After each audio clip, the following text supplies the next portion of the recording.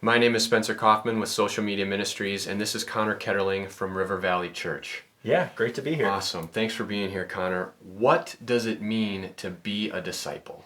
Yeah, I think this is really interesting because there can be a difference between almost someone who says they're a Christian and someone who's living like a disciple. Now, Yes. all disciples are Christians, but are all Christians disciples? I think that's an interesting question that we can explore. I think to be a disciple is to grow to become more like Jesus and to help others to grow to be more like Jesus. That it's a two-way street. A lot of people we like to learn about God, we want to make it personal, and that's great. It's a vital aspect of what we believe in the Christian faith is to grow to become more like Jesus, doing the things he says, being obedient to his word.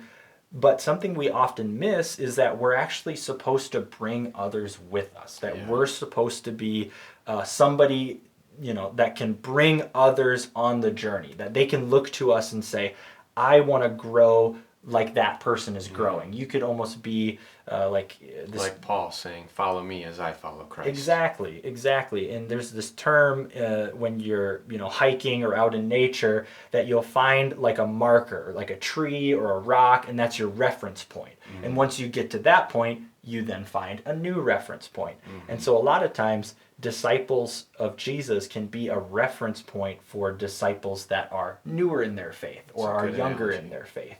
It's to say, you're not trying to become like Spencer Kaufman or Connor Ketterling. You're just using us as a reference to say, I want to grow like they're growing and do the things they're doing. And then eventually I'll find a new reference point.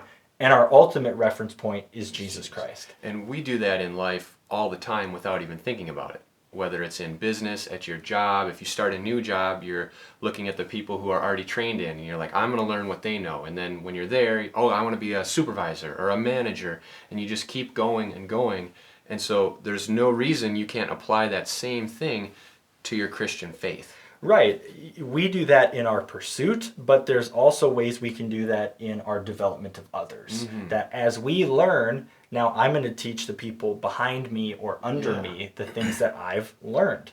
And the best way to learn is to teach. So true. So especially when it means, what does it mean to be a disciple is as you're learning things from God, help instill that into other people.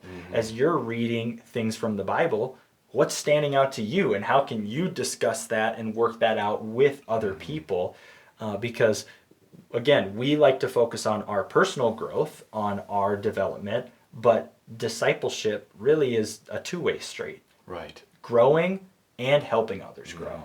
And being a true disciple is taking Jesus as our ultimate reference point and doing what he's doing. So it's almost like where the commandments were simplified as love God and love your neighbor. If we truly just love God, we're trying to be a great disciple. And then the love your neighbor part is like helping them do the same. Exactly. So that sums it up even in discipleship. Yeah, pretty Yeah. much. Cool.